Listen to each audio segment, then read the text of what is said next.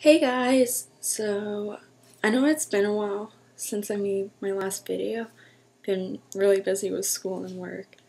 But I especially wanted to make a video today, just set aside some time, because, well, as of right now, it's January 28th, which is BellLetsTalk Day.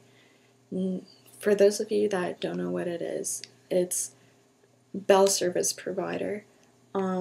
For every tweet with the hashtag BellLetsTalk or any text or phone call with Bell, they will donate 5 cents per tweet, text, or call to mental health fundraising. Mental health is a serious issue. 1 in 5 people will experience mental illness in their lifetime, but there's a huge stigma around it. 2 out of 3 Canadians will live in silence because of it, in fear of rejection or judgment. That's because 42% of Canadians are unsure whether they would want to be around someone with mental illness.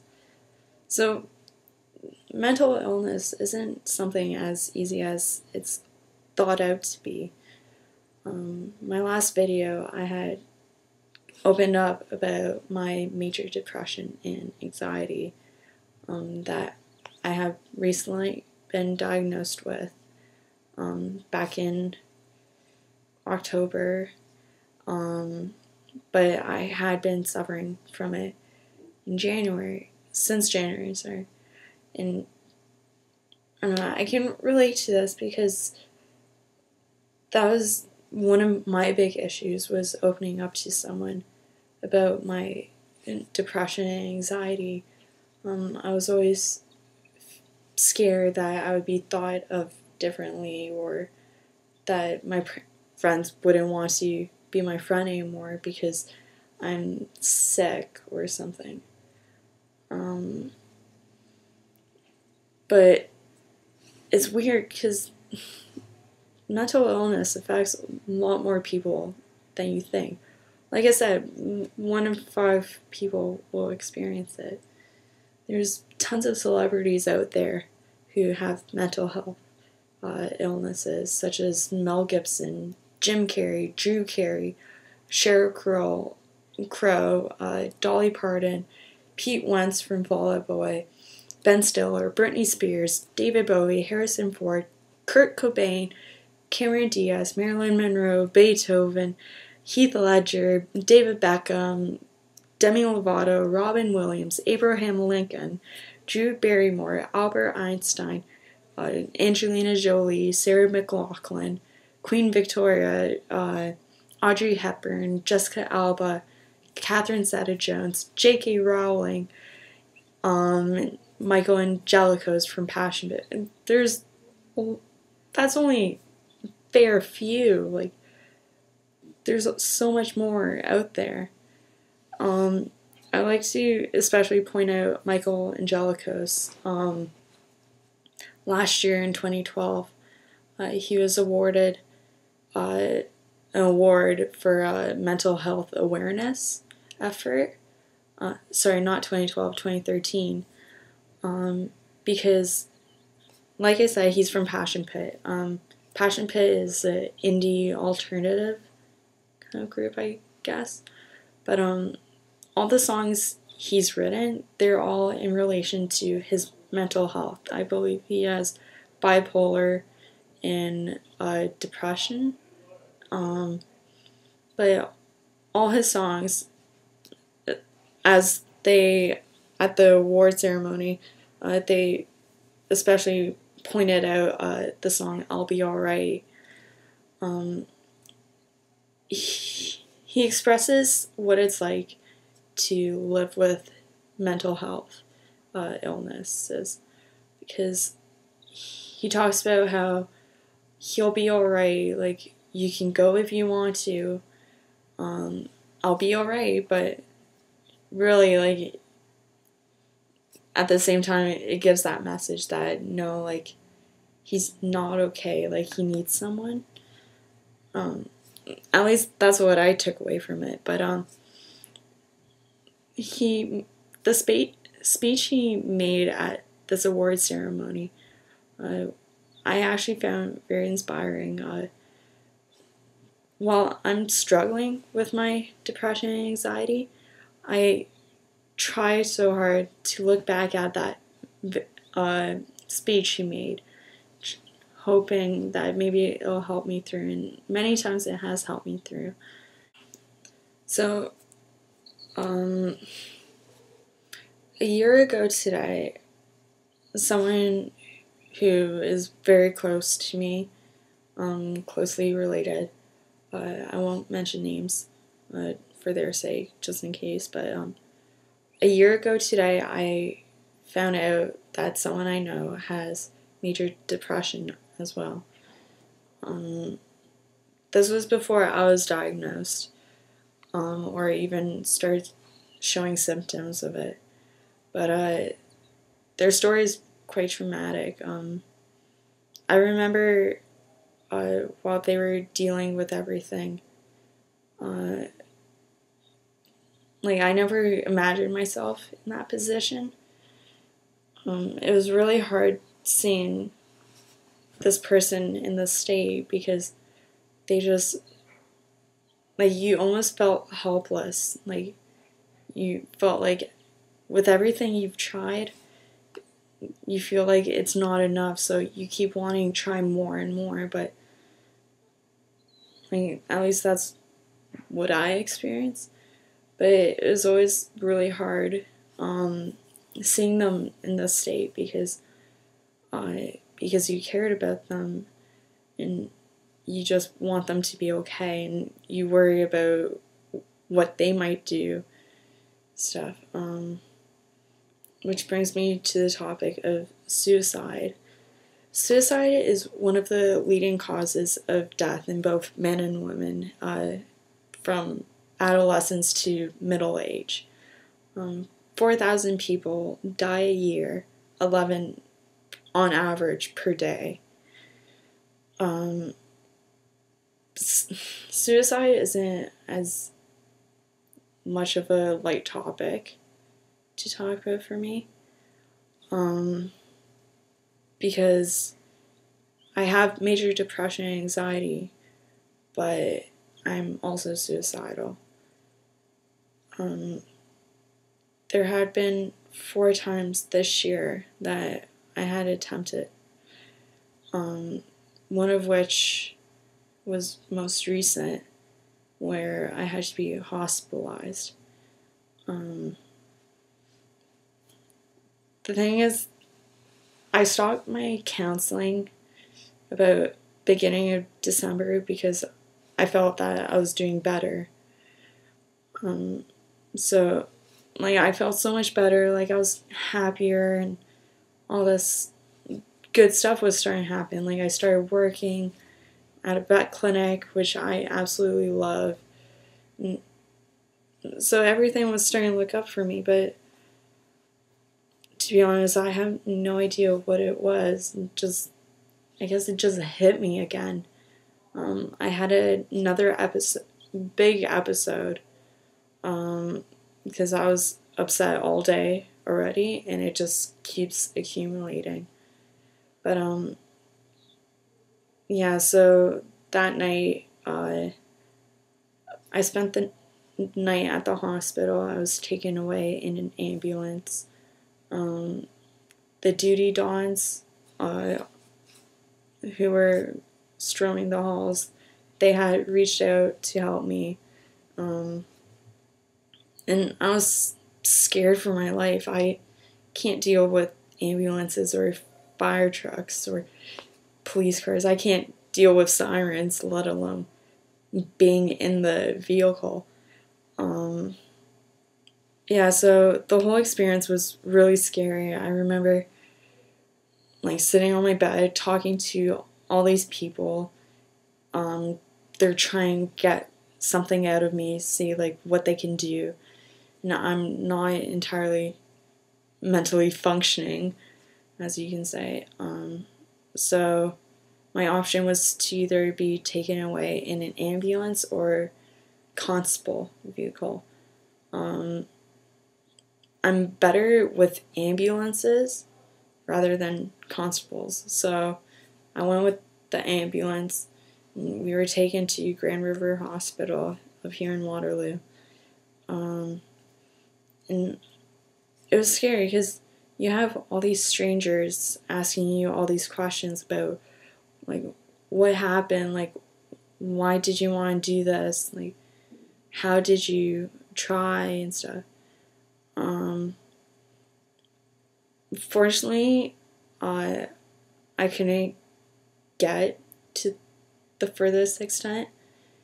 I don't have to explain. Basically, I had a knife to my chest right here. Fortunately, the knife wasn't sharp enough, so I couldn't get as deep as I intended. Yeah, so I had all the EMS people look at my cut and try figure out, like, is there anywhere else that you've hurt yourself? And I cut myself on the wrist also. But I remember, because I'm in residence, some people were getting I guess they were getting scared as to what was happening, and some people were poking their heads out, so I'm sorry to those people that had to witness, I guess, what was happening. But yeah, so we got to the hospital. I talked to all the EMS doctors. I had talked to a nurse, then a crisis counselor, and then a doctor. The whole time I had someone with me, thankfully, but it was scary though. Like, hospitals are pretty freaky to start out with on their own. I remember just hearing this one guy screaming, and that was really shaking me. So not only that, but then you think that, oh, like, I'm here because of me, like, I tried doing something, so I got myself in this situation. Yeah, so that was my experience last week. I'm now going back to counseling, but it's going to be more intense now. I'll be going in a lot more frequently. I had talked to, today I had 2 appointments actually, with counselors, and just to figure out a plan for myself and how I can help deal with these issues. So I'm really hoping things will start looking up again. Yesterday, I actually had bought myself a guitar and a ukulele, in order to help, because I have a strong passion for music. I love listening to my iPod, and if you ever text me, I'm always listening to music. So I've always had this dream of playing guitar, and until now I'm able to play guitar. So I bought myself a guitar, and I've been playing it since, like, all day yesterday and today. So it's kind of just my way of coping with things. So I'm trying to find new routes to help myself. I'm also, again, I'm working in a vet clinic, so it does help me a lot, because I go to the vet clinic, and because I love animals, just seeing an animal makes me so happy. So let's say today, like, I was cuddling a pug puppy. Like, that's pretty great. But, yeah, and there's the clinic dog, Storm, who I love, and I don't know, just being around animals makes me happy, and the people I work with, they're awesome. Like I'm seriously thankful that I have such an amazing staff group to work with. They know about my situation because I've had to talk to someone about this, and they're really great about it and understanding. So I definitely lucked out on like the support group, and yeah, like in those times, like it's hard because everyone keeps telling me, like, if you're not feeling right, give me a call. I really wish it were that easy, but let's say when the Dons were here knocking on my door, they were here for, I don't know, 45 minutes or so, but I only knew that they were there for 5 minutes because from my experience, my mental functioning just dies. Like, I can't process anything. You talk to me, it's like talking to a ghost or a brick wall. I guess it's a better term. Like, I'm just not there. So if I can't recognize that someone's there, I won't be able to pick up my phone and dial a number so I can talk to someone. But especially right now, I do recognize that I do have a lot of amazing people who are here for me. And they help me and support me and want to make sure I get better. So from now on, I'm really hoping things will start getting better. This is the first time I'm opening out about suicide. Last video was me opening up about my depression and anxiety. This is actually something very personal. So the reason why I'm telling you this is because I want to ensure that for those people that can't speak up, I want to help speak out for them. Because right now, at least, I'm in a state that I'm okay to talk about this. I want to help people with mental illness and end this, the God-hated stigma. And that people with mental illness, you're not sick, you're sick, not weak. What else can I say?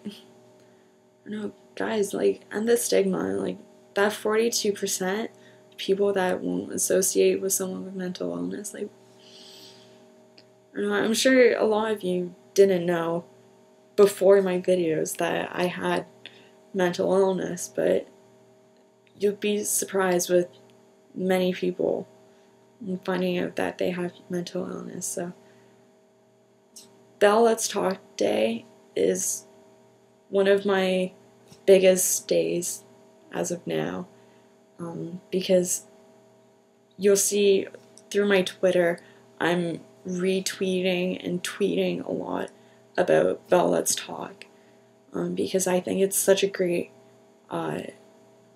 fundraiser. So I urge you guys to make those hashtags and make those texts and calls if you're with Bell. Like, come on, guys, like, we could do this. And if you know someone with mental illness, reach out to them. They're a normal person. Like, there's nothing wrong with people with mental illness. So, what difference does it make? I encourage you guys, if you want, to share this story. Again, this is part of my goal, is to help reach out to people who are dealing with depression, anxiety, or whatever. Even if it's a mental illness that I don't have, still, like, I can still help relate with it because I, too, have a mental illness. Or even if you don't have a mental illness, just share this video, help get the word out, and end the stigma. Just remember, speak up for those living in silence. You're sick, not weak. We can do this. End the stigma. Thanks, guys.